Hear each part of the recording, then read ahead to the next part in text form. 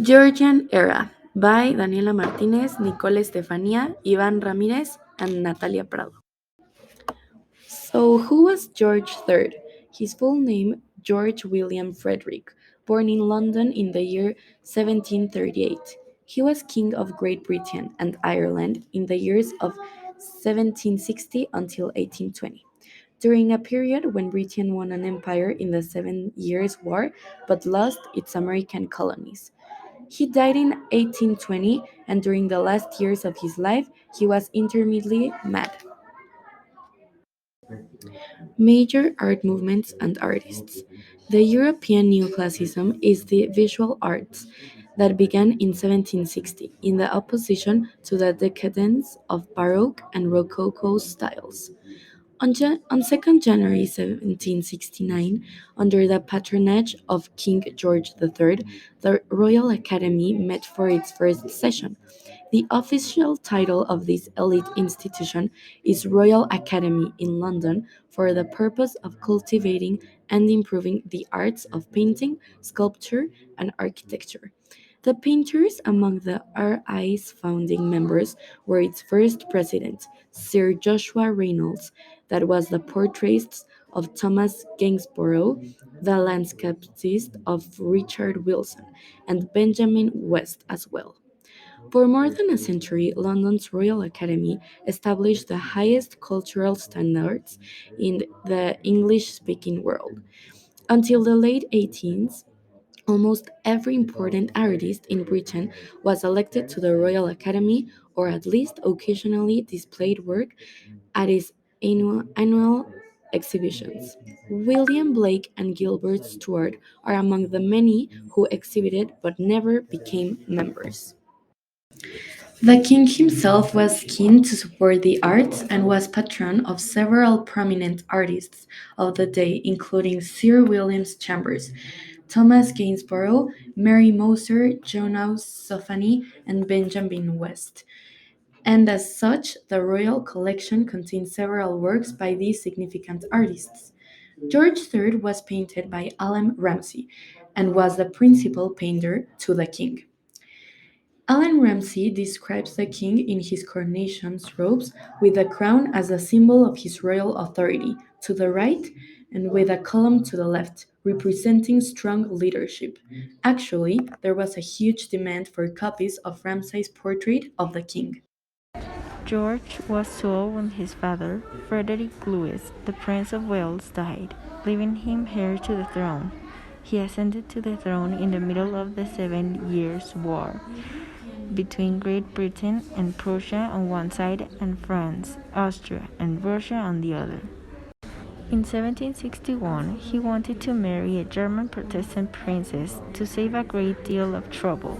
So, on September 8th of the same year, he married Charlotte Sophia of Mecklenburg-Strelitz. The marriage lasted more than 50 years due to the king's need for security and his wife's lack of strength of character. Between 1760 and 1770, the government of England at the time lacked of executive machinery. The members of the parliament were always ready to criticize than to cooperate with it, and the ministers were quarrelsome and difficult to drive as a team. George's first responsibility as a king was to hold coalitions of great peers together, and the two principal problems that the government had were to make peace and to restore peacetime finance. George III is widely remembered for two main things: losing the American colonies and going mad. In 1760, he ascended to the throne at age 22, and the first 10 years of his reign were characterized by political instability.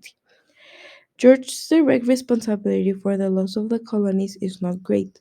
He opposed the bid for independence to the end, but he did not develop the policies such as the Stamp Act of 1765 and the Townshend duties of 1767 on tea, paper, and other products, which led to war in 1775 and 76, which had the support of the parliament.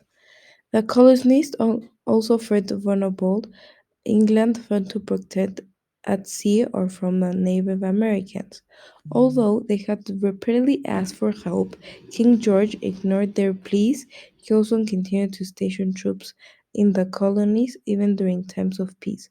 Finally, colonists accused King George III of attacking his own people and burning their towns. The people who had settled in North America valued personal freedom. Many of them had left to Europe because of strong religious or political views. They protested when the British government imposed taxes on them without consulting the governing bodies of the colonies. Even so, the crisis of the past decade had created incompatible mindsets on opposite sides of the Atlantic. King George III and the Parliament still faced money problems and were determined to assert their powers to tax colonies and regular trade for benefit of the entire British Empire. These policies were largely due to financial burdens of garrisons and administering the vast expansion of territory brought under the British Crown in America, the cost of a series of wars in France and Spain in North America, and the loans given to the East India Company. During his 59-year reign, he pushed through the British victory in Seven Years' War, led to England's successful resistance to revolution and Napoleonic France, and presided over the loss of the American Revolution.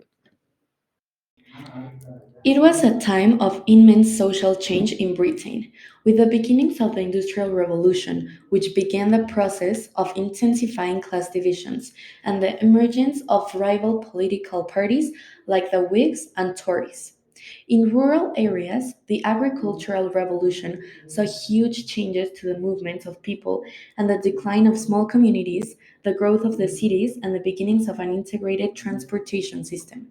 But nevertheless, as rural towns and villages declined and work became scarce, there was a huge increase in immigration to Canada, the North American colonies, which then became the United States during this period, and other parts of the British Empire as well. The intellectual philosophical movement, known as the Age of Enlightenment, is widespread throughout Europe. George III ruled within the laws of philosophy, virtue, and reason. The belief of reasoning further developed the creation of technological and mathematical advances, which were thought to help develop a high degree of intelligence. Various scientific machines and philosophical movements continued to take place. In the 18th century, people studied force, motion, mechanical devices for the reason of discovering an intellectual knowledge. During this era in London, individuals attended school to prepare them for careers, such as clerks or merchants, where they were also taught subjects such as mathematics, bookkeeping, and letter writing. In the 18th century, the study concerning the investigation of effects of changing air in various liquids, substances, or mechanical devices started to emerge. It further developed pneumatic systems, which were powered by compressed air or compressed inert gases. During this era, the Industrial Revolution was progressing, leading to innovative changes, presented new methods, and designing. The flying shuttle, spinning jenny, Watt steam engine, water frame, and spinning mule are some examples of machines made in the Industrial Revolution. In addition, cosmology turned into an incredibly important piece of philosophy, as it was viewed as a fundamental part of information to find out with regards to divine beings and signs. New revelations have been found. For example, the seventh planet, Uranus, was not found until 1781. The precise location of the stars had started to be exceptionally exact. Comets had been noticed and recorded, and normal savants were attempting to utilize perception to address bigger inquiries, like the size of the nearby solar systems and ours.